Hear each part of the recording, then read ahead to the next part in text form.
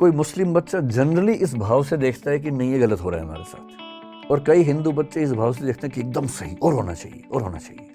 Study करने के बाद मामला ठीक लगेगा तो मैं कहूँगा हाँ ये ठीक है, गलत होगा तो बोलूँगा गलत है, पहले क्या फैसला करूँ। बहुत रोचक बात है, यूनिवर्सिटीज़ में टीचर्स बटे हुए हैं कि ये मार्क्सवादी है, ये भाजपाई है। जैसे हमारा समाज इस समय बहुत सारे सामाजिक राजनीतिक मुद्दों से घिरा हुआ है।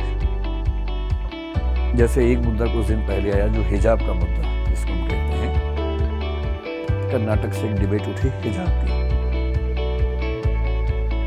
फिर एक मुद्दा आजकल चल रहा है यूनिफॉर्म सिविल कोड का, जो कि हो सकता है कि जल्दी ही किसी रूप में हमारे सामने आए।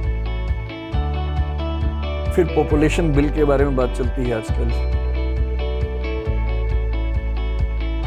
उत्तर प्रदेश में आया भी था और अभी कुछ और राज्यों में आने की बात है, शायद सेंटर में भी है। एक मुद्दा पिछले कुछ दिनों से कन्वर्जन का, आप सुन रहे होंगे, धर्मांतरण का, लव जिहाद के मुद्दा सुन रहे होंगे, सारे मुद्दे हमारे सामने आते रहते हैं। किसी टॉपिक पर बात करने से पहले देखना जरूरी है कि हम पहले से फैसला ले तो नहीं चुके हैं। और सबसे बड़ी दिक्कत हमारे समाज की है कि फैसले पहले हो चुके हैं, विचार बाद में होता है। सही प्रोसेस तो ये है कि पहले विचार हो फिर फैसला हो, पर फैसला पहले होता है। मैंने क्लासेस में भी देखा और मैंने पाया कि हिजाब की बात आते ही कोई मुस्लिम बच्चा जनरली इस भाव से देखता है कि नहीं ये गलत हो रहा है हमारे साथ, और कई हिंदू बच्चे इस भाव से देखते हैं कि एकदम सही और होना चाहिए और होना चाहिए। और मजे की बात है कि टॉपिक क्या है ना इसको पता ना उसको पता है। कर्नाटक हाई कोर्ट का जजमेंट क्या है 128 पेज का, ना इसने पढ़ा ना उसने पढ़ा। कर्नाटक सरकार का क्या डायरेक्शन आया था, रूल क्या था, ना इसने पढ़ा ना उसने पढ़ा। और फैसले का एग्जैक्ट मतलब क्या है किसी को नहीं पता। पर हम टॉपिक शुरू होने से पहले ही राय बना के चलते हैं।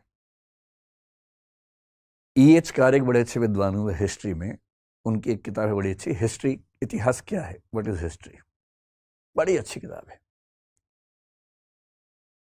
उन्होंने साबित किया कि हिस्ट्री के बारे में आप कुछ भी कह लीजिए, कितने फैक्ट्स हैं, इतने प्रमाण हैं, सब बेकार की बातें हैं। अंततः इतिहासकार के दिमाग में जो बैठा हुआ है वो साबित वही करता है। इसलिए मार्क्सिस्ट हिस्टोरियन लिखेंगे तो आप पाएंगे सबके निर्णय लगभग एक जैसे आते हैं, और जो नेशनलिस्ट हिस्टोरियंस हैं उनके फैसले एक जैसे आते हैं हमेशा।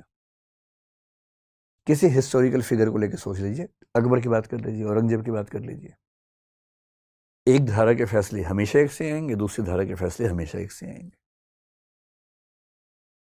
ऐसी माइंडसेट से अगर हम चलेंगे, और हमारी यूनिवर्सिटीज में भी तो यही होता है। बहुत रोचक बात है, यूनिवर्सिटीज में टीचर्स बटे हुए हैं कि ये मार्क्सवादी है, ये भाजपाई है।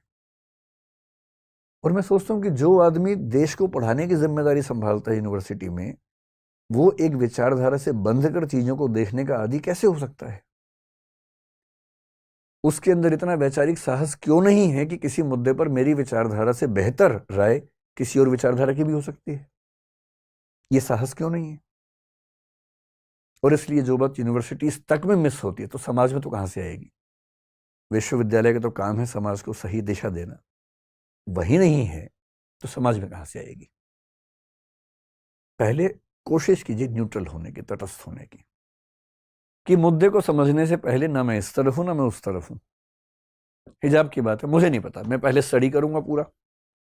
स्टडी करने के बाद मामला ठीक लगेगा तो मैं कहूंगा हाँ ये ठीक है, गलत होगा तो बोलूंगा गलत है, पहले क्या फैसला करूं। ये तो बहुत बेसिक सी बात है।